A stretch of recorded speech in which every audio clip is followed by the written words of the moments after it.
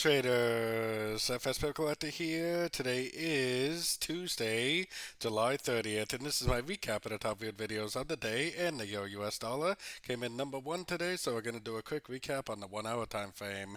If you'd like to see the full top down analysis on the Euro dollar from this morning, make sure you check out the video linked at the end of this video over here.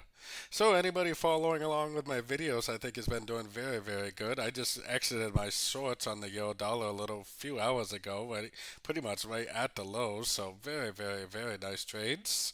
Now the trend for me is definitely still down until it breaks structure, and I'm definitely still primarily looking for shorts. Tomorrow is a very, very big news day for the US dollar. We got FOMC meeting. We got interest rate news tomorrow for the euro.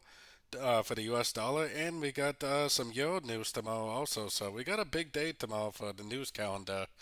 I'm kind of thinking that there's a pretty good chance we are going to make a move up, and there's probably a pretty good chance that we will end up going up and breaking this structure tomorrow.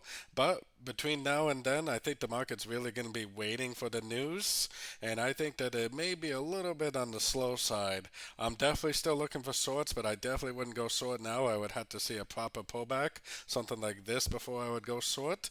But I think that what's more likely to happen is tomorrow's news is probably going to cause it to go up and break structure, which will make it so I stop looking for shorts and start looking for longs again.